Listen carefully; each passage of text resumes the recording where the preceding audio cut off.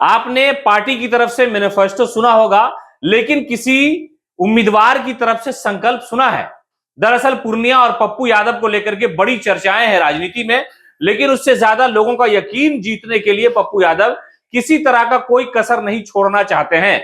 इसलिए उन्होंने चुनावी घोषणा पत्र जो जारी किया है, उसमें बड़ी सारी चीजें ऐसी हैं जो लोगों को कनेक्ट करती हैं या आम जनों की समस्याएं हमेशा उसको लेकर के बनी रहती है। पप्पू यादव ने अपना 7 संकल्प जारी किया है और कहा है कि ये काम हम करेंगे, ये सुविधाएं आपको मिलने वाली हैं, इसलिए कि पूर्णिया को हम मात्र एक लोकसभा नहीं समझते हैं, बल्कि ये हमारा घर है और इस पूर्णिया लोकसभा में रहने वाले लोग हमारा परिवार है। तो आइए हम आपको बताते हैं कि राजेश रंजन और पप्पू यादव जो मौजूदा वक्त में निर्दलीय उम्मीदवार हैं और वो लगातार लोगों को कहते रहे हैं सलाम पूर्णिया, प्रणाम पूर्णिया, जोहार पूर्णिया, लेकिन वो अगले 5 साल में करेंगे क्या? अगर वो मेंबर ऑफ पार्लियामेंट बन जाते हैं तो करेंगे क्या?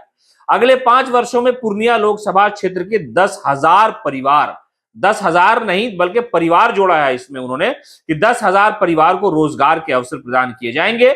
उसके अलावा जो दूरस्थ इलाका है पूर्णिया, अररिया, किशनगंज, जो सीमांचल का इलाका है, वहां पर मेडिकल की जो सुविधाएं हैं वो बड़ी दिक्कत होती है वहां। तो इसको ध्यान में रखते हुए पप्पू यादव ने कहा है कि 24x7 यानी 24 घंटे और हफ्ते के 7 दिन मुफ्त स्वास्थ्य सेवा प्लस निःशुल्क एम्बुलेंस। अगर किसी को घर में कोई समस्या होती है, कोई बीमार पड़ता है, किसी को डिलीवरी का मसला है, तो वो सारी चीजें जो है पप्पू यादव की तरफ से किया जाएगा, निःशुल्क एम्बुलेंस की सुविधा दी जाएगी।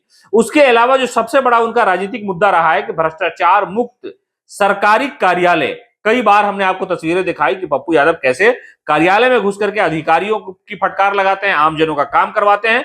यह सबसे बड़ा मुद्दा उनकी राजनीतिक जीवन का रहा है कि वो भ्रष्टाचार के खिलाफ लड़ते रहे हैं। उसके अलावा सीमांचल कोसिक औद्योगिक कॉरिडोर एवं पूर्णिया एयरपोर्ट, इसको लेकर के उन्होंने संकल्प का इजहार किया है और कहा है कि इसके अलावा सबकी सुरक्षा, सबको न्याय, सबकी सेवा, यानी आप हिफाजत से रहें, आपको इंसाफ भी मिले और आपकी खिदमत पप्पू यादव आपके द्वार पर करता रहे।